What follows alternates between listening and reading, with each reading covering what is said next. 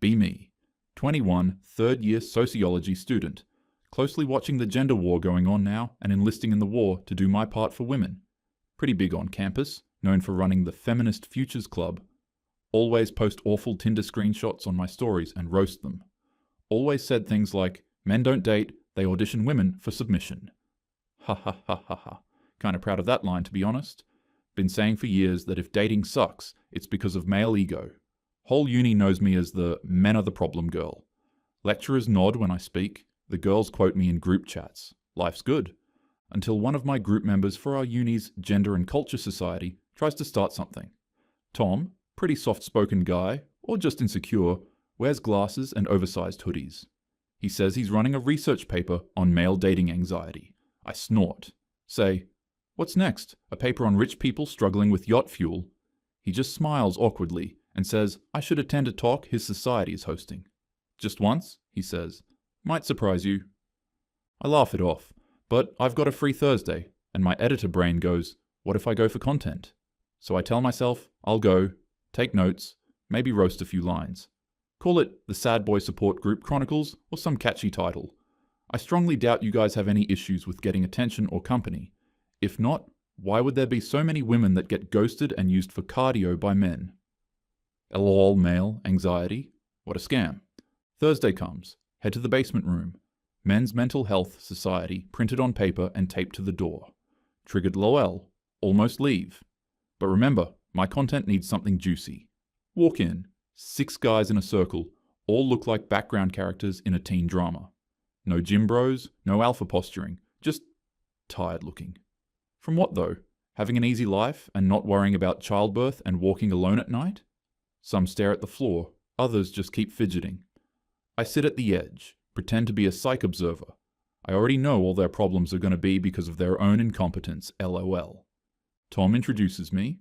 This is Caitlin. She's doing cross-observational for class. They nod politely. I open my notes app. They start. One guy talks about a breakup that still haunts him. Another says he hasn't been on a date in 3 years. Then someone pulls up Tinder, passes it around. The room gets quiet. I look. Guy's decent looking. Decent profile too. 300 plus swipes, 2 matches in a week. Both didn't reply. One unmatched after, "Hey, how's your week going?" He laughs, but it's the kind of laugh that comes with a tiny shake in his hand. Okay, kinda surprised. Thought guys get tons of matches, that's why they sleep around and objectify women. Another guy shows Bumble. They have to message first, right? I got 7 matches, 0 messages in 4 days. Some guy says, I started swiping right on everyone, just hoping for one. I blink. Is that common? I ask. They all nod. Tom says, we call it numbers game. But it's mostly just hope starvation. Then another guy chimes in, says, I tried paying for Tinder Gold, still nothing. He looks around, voice almost breaking. It just hurts knowing people will pay not to see me. Room goes quiet. Another adds, I got catfished twice. The second one asked for Uber money and blocked me. I ask, why'd you send it? He shrugs. She said she was scared to walk alone. I just wanted to help. Some guy nods and says, we're either invisible or used. There's no middle. One guy shares he once went on 3 dates with a girl. She said she liked him. Then she vanished. A week later, he sees her on IG with another guy. Caption, finally found safety. He said he didn't even feel angry, just emptied. It's like I'm never someone's first choice, just a spare tire in between her pain and the next guy. Never heard that term before. Feels dramatic, but also makes sense. Starting to feel a bit uneasy now. Hate the idea that women could do things like these. We are the superior race. How can they misrepresent us like this with a few bad apples? They keep talking. One says, girls say be emotionally available. But when I told one I had a bad day, she unmatched me. Another says, told a girl I was nervous before the date. She told her group chat and posted a screenshot on her private story. I open my mouth to say, not all women, but something stops me. I've literally posted those kinds of screenshots before. Captioned it, the bar is on the floor. Thousands of likes. Someone says, I got told you're nice but boring by 3 different girls. Another says, the only girls who message me are scams or bots. They laugh, but it's not real laughter. It's the kind that just fills space. I feel my spine tighten. What the hell is going on here? After the meeting, Tom asks if I'm okay. I lie. Yeah, it's just interesting. I didn't expect it to be that intense. He nods. That's the daily reality. Nobody sees it unless they're in it. Walk home. Can't stop thinking about the Tinder profile. Polite, decent photos, basic bio. Not hot, not ugly, and still, he's invisible. I laugh out loud. But it's not because it's funny. It's because I'm uncomfortable. Uncomfortable with how familiar it feels. This is what guys are dealing with? It didn't stop there. After the meetings, I started noticing things I never cared to look at. Like this one time at a restaurant. A guy complimented the cashier's nails. Simple, sweet. She smiled, politely, but didn't reply. He stepped away, fast. Like he knew he shouldn't have even tried. My old self would have said, he was being weird.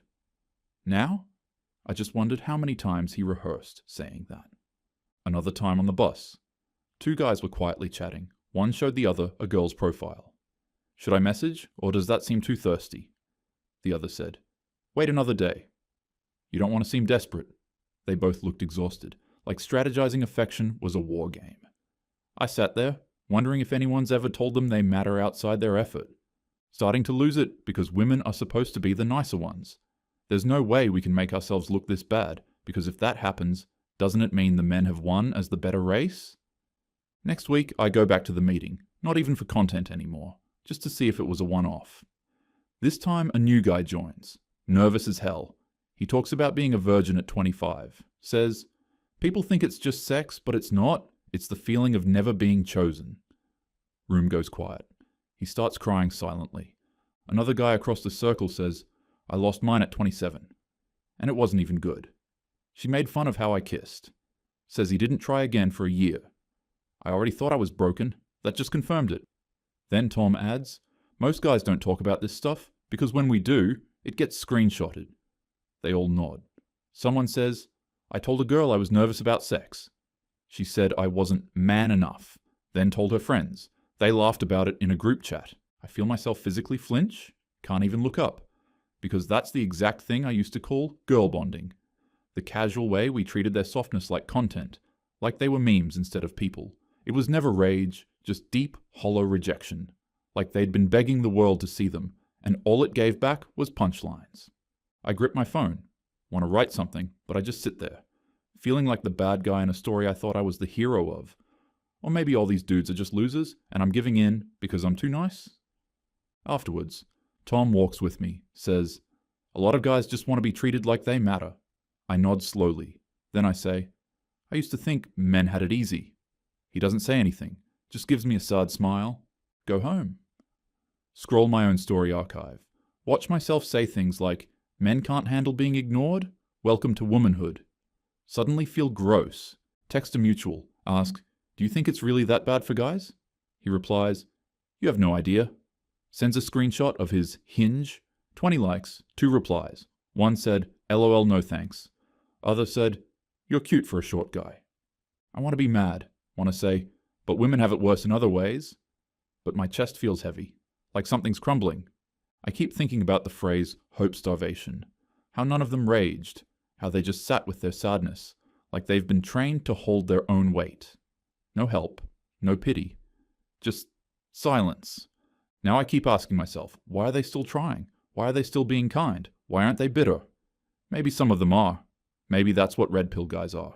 Just guys who finally snapped. Don't get me wrong. I still think men have privilege, but maybe not where I thought. Maybe not when it comes to being wanted, or loved, or chosen, and that's what really haunts me.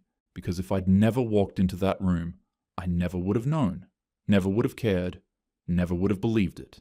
Start replaying every guy I've ghosted, every voice note I left on read, all the polite Hinge messages I screenshot and mocked. Why are men so awkward? But now I wonder, maybe awkward is just the language of someone who hasn't been chosen in years. Maybe cringe is just kindness with no polish. I used to think if a guy was quiet, it meant he was boring, but maybe he was just trying not to come off creepy. Maybe he'd been punished before for trying. Now it all feels different. I look at my DM requests. They're full of guys who tried to be nice, who I dismissed for typos or bad lighting. How many of them cried like the guy in that room? How many just stopped trying? And I used to think I was the empathetic one. Maybe I just didn't listen. Maybe none of us did. Ran into a guy from the mental health meeting on campus. He was sitting alone, smiling at his phone. I walked past, then looped back, asked, "Everything all right?" He said, "Yeah. Just," someone replied. His whole face lit up, like a puppy given sunlight. Then he said, "Sorry." That probably sounds lame. I didn't know what to say, so I just said, "No, it doesn't." But it did. Not because it was actually lame, but because I used to think it was. Sat on a bench that night. Watched a guy approach a girl to ask the time. She said, "Google it," and walked off. LOL. He looked around like he did something wrong. Have any of you guys approached women in public like that before? It can't be all bad encounters.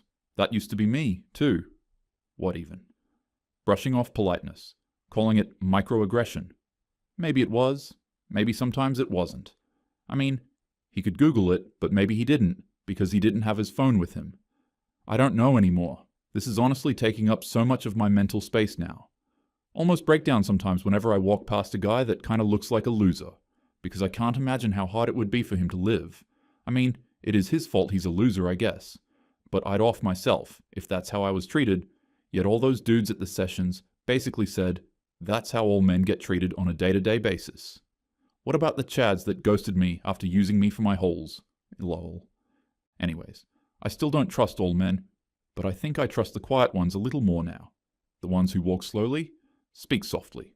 The ones who wait their whole lives for a text, and still send it with a smile emoji. I thought power was loud. Now I think maybe it's silence. The kind men hold, not because they want to, but because no one ever listens when they speak. You know what the worst part is? They still try anyway. They still swipe, compliment, ask. They still offer pieces of themselves. Knowing they might be mocked, they're kind of delusional because I don't think anything will change for them. But whatever. Luckily I was born a woman, I guess.